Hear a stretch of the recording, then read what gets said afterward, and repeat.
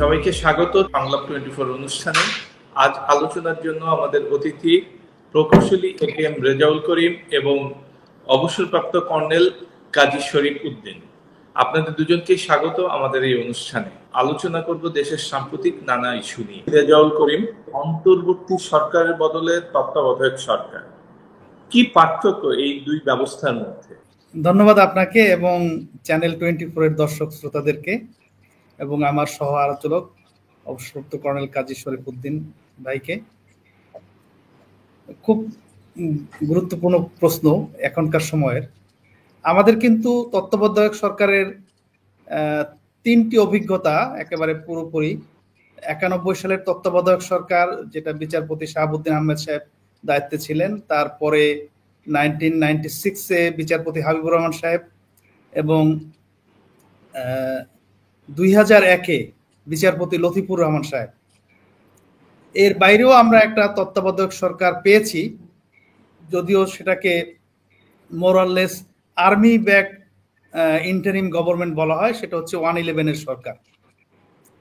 তা আমি ওই 111-এর তত্ত্বাবধায়ক সরকারটি যথেষ্ট বিতর্কিত, সেই কারণে এটিকে বাদ দিলে বাকি যে তিনটি তত্ত্বাবধায়ক সরকার আমাদের সামনে রয়েছে উদাহরণ হিসাবে, সেগুলো আলোচনা করতে পারি।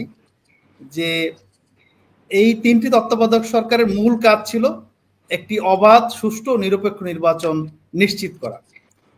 কারণ এর আগে যে আমাদের অভিজ্ঞতা ছিল 86-এর যে নির্বাচন এবং 88-এর নির্বাচন, এই দুটি নির্বাচন একটি সামরিক সরকারের অধীনে হয়েছিল এবং এই নির্বাচনে জনগণ তাদের ভোটাধিকার প্রয়োগ করতে পারেনি এবং দীর্ঘ 9 বছরের স্বৈরশাসক বিরোধী আন্দোলনের মাধ্যমে এরশাদ সরকারের পতনের মাধ্যমে কিন্তু আপনার এই তত্ত্বাবধায়ক সরকার বা কেয়ারটেকার সরকার গঠিত হয়েছিল, যারা একটি অবাধ, সুষ্ঠু, নিরপেক্ষ নির্বাচনের আয়োজন করেছিল।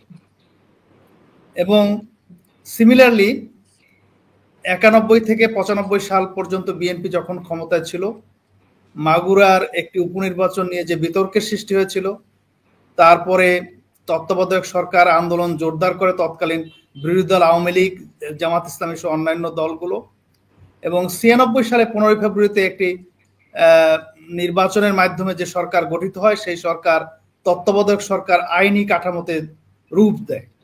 এবং তারই ধারাবাহিকতায় কিন্তু বিচারপতি হাবিবুর রহমান সাহেব তত্ত্বাবধায়ক সরকার গঠন করে 12 জুন 1996 সালের 12 জুনের যে নির্বাচন, 7th পার্লামেন্টারি ইলেকশন, সেই ইলেকশন উনি কন্ডাক্ট করেন আর কি।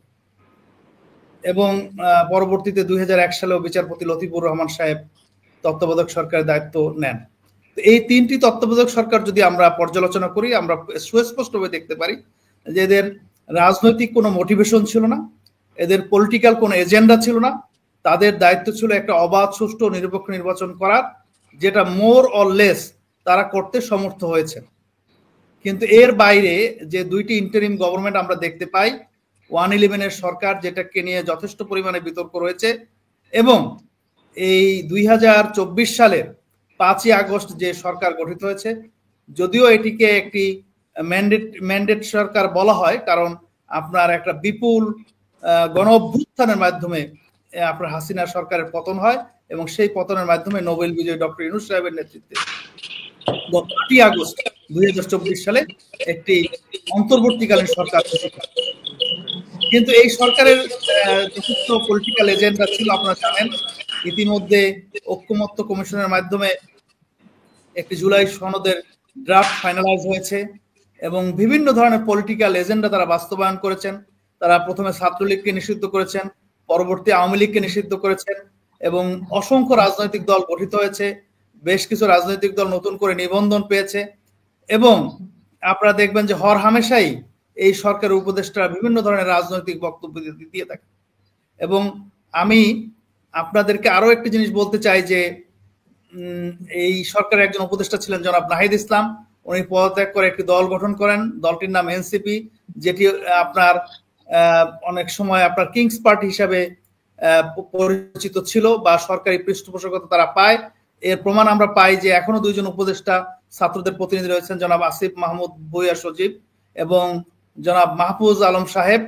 তাদেরকে ধরে নেওয়া হয় যে তারা এই এনসিপির পৃষ্ঠপোষক।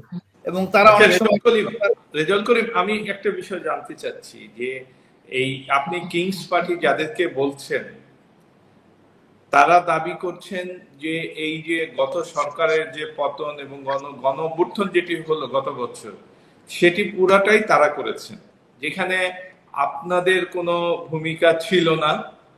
আপনারা পরবর্তীতে আপনারা সবকিছু দখলবাজির মধ্যে চলে গেছেন এবং বিগত বেশ কিছু বিশ্ববিদ্যালয়ের নির্বাচনে সেটা প্রতিফলন ঘটেছে আপনার দলের বিপক্ষে বা আপনাদের ছাত্র সংগঠনের বিপক্ষে, যারা বিভিন্ন চাঁদাবাজি, দলবাজি, টেন্ডারবাজির কারণে তাদের দাবি যে সাধারণ মানুষ, সাধারণ ছাত্রছাত্রীরা আপনাদেরকে প্রত্যাখ্যান করেছেন। এটা আমি বলতে চাই যে তারা তো অত্যন্ত নতুন একটা রাজনৈতিক দল, তাদের রাজনৈতিক অভিজ্ঞতা, প্রজ্ঞা এগুলার নিঃসন্দেহে অভাব রয়েছে, না হলে তারা তো এই ধরনের কথা বলতে পারে না। আপনি যদি দেখেন যে এই 2024 সালের যে কোটা বিরোধী আন্দোলন, এরকম কোটা বিরোধী আন্দোলন কিন্তু 2018 সালেও সংগঠিত হয়েছিল, যদিও সেটা খুব ট্যাক্টফুলি হাসিনা সরকার মোকাবেলা করতে সক্ষম হয়েছেন। এবং আপনি দেখবেন যে 2018 সালের পরে আপনার এই বুয়েটে একটি হত্যাকাণ্ড হয়েছিল, আবরার হত্যাকাণ্ড, এবং হত্যাকাণ্ডের পরে কিন্তু সারা দেশ জেগে উঠেছিল। এরকম বিভিন্ন সময় আপনার এই যে একটা স্বৈরাচার বিরোধী আন্দোলন বলেন বা ফ্যাসিস্ট সরকার বিরোধী আন্দোলন বলেন বা গণতান্ত্রিক আন্দোলন বলেন, এটা কিন্তু সেই 1/11 পর থেকেই আপনার চালু ছিল এবং এইটার ধারাবাহিকতায় জুলাই আন্দোলন হয়েছে।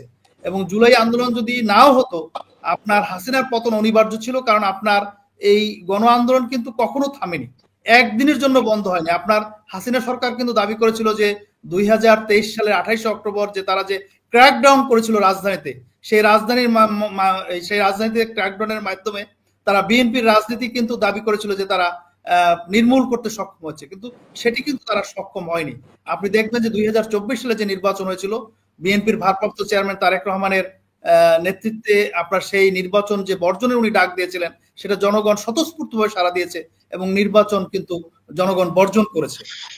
এবং আজকে যে তারা বলছেন যে এটা শুধু তাদের আন্দোলন, এটা একটা বালখিল্য আলাপ।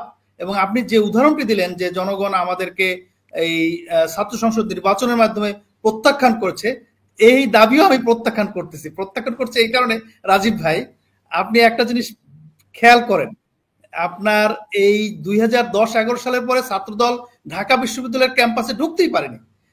ছাত্রদল কার্যক্রম শুরু করতে পেরেছে 2024 সালের 5ই আগস্ট। আপনার সেখানে এই ছাত্রলীগ যে পরিমাণ নির্যাতন করেছে, হ্যাঁ আপনি আজকে কিন্তু ক্লিয়ারলি দেখতে পাচ্ছেন বিভিন্ন সংগঠন ছাত্রলীগের গুপ্ত পরিচয়ে তারা তাদের কার্যক্রম চালিয়েছে, কিন্তু ছাত্রদল তো সবসময় তারা তাদের কার্যক্রম প্রকাশ্যে চালিয়েছে এবং সেই কারণে তাদেরকে যেহেতু ক্যাম্পাসে ঢুকতে দেওয়া হয়নি, তারা তাদের যে প্রচার অভিযান সেগুলো তারা করতে পারেনি। সে কারণে হয়তো নির্বাচনের ফলাফলে কিছু বিপর্যয় দেখা দিয়েছে, কিন্তু প্রত্যাখ্যান করেছে এই কথাটা কিন্তু ঠিক না। বরঞ্চ যারা দাবি করে যে আপনার এই বিপ্লব সম্পূর্ণ, আমি আবার আসবো আপনার কাছে।